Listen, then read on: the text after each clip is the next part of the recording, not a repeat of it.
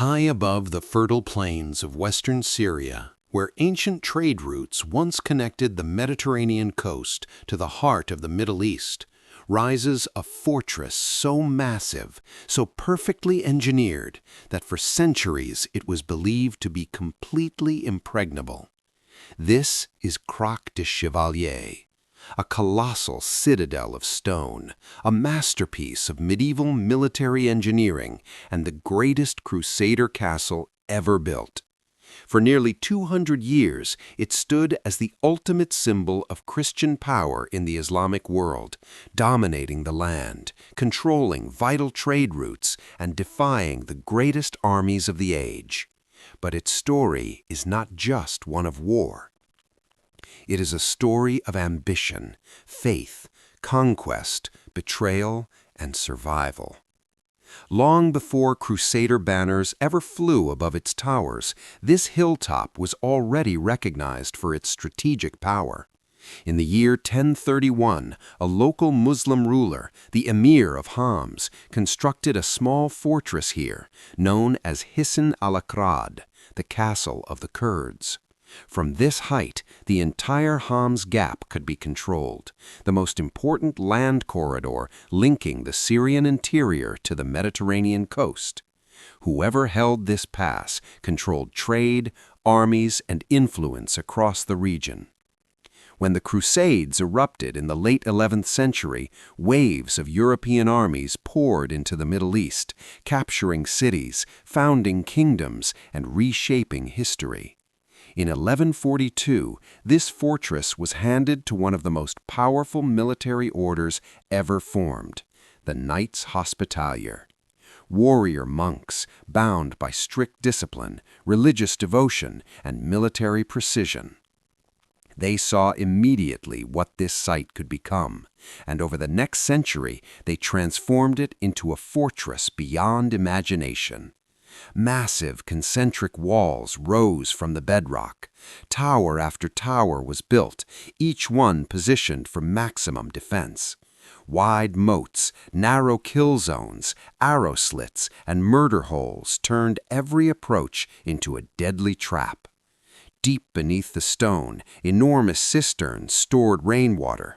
Granaries, bakeries, armories, barracks, and chapels allowed the castle to function as a self-sufficient city. More than 2,000 soldiers could live and fight here, and enough food and water could be stored to survive sieges lasting months, even years. To enemies, Krak de Chevaliers appeared utterly indestructible.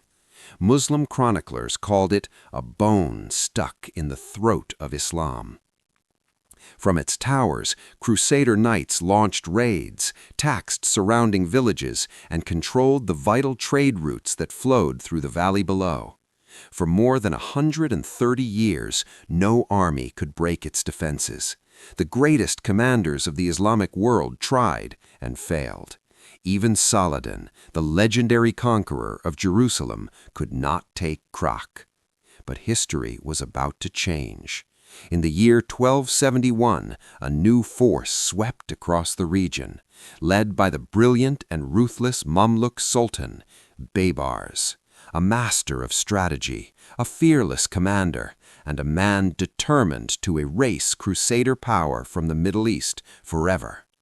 Baybars marched with thousands of battle-hardened soldiers and surrounded Krak de Chevaliers.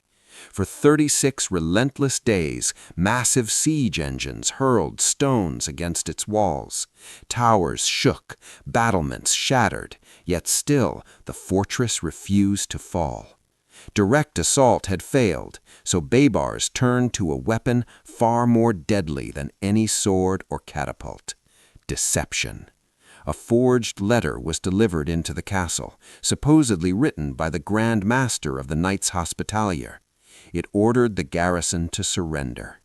Believing their leadership had abandoned them, believing all hope was lost, the defenders laid down their arms. Without destroying its walls, Baybars captured the greatest fortress ever built. Under Mamluk rule, Krak de Chevaliers became an Islamic stronghold. Chapels were transformed into mosques.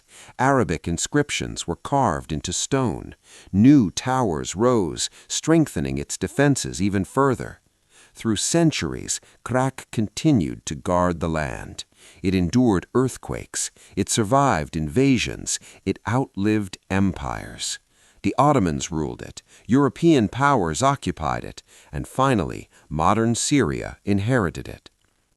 For nearly 900 years, Krak de Chevaliers remained standing, a silent witness to the rise and fall of civilizations. But history was not finished with Krak.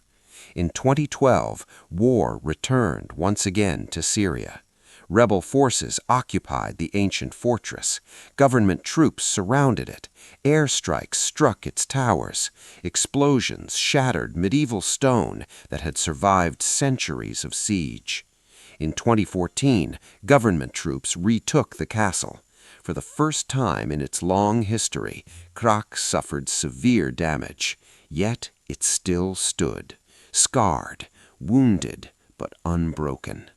Today, Krak de Chevaliers is recognized as one of the greatest castles ever built, a monument to human ambition, a masterpiece of medieval military engineering, a symbol of power, faith, and endurance.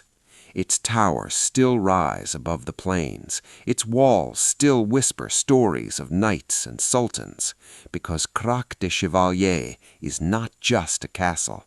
It is history carved into stone.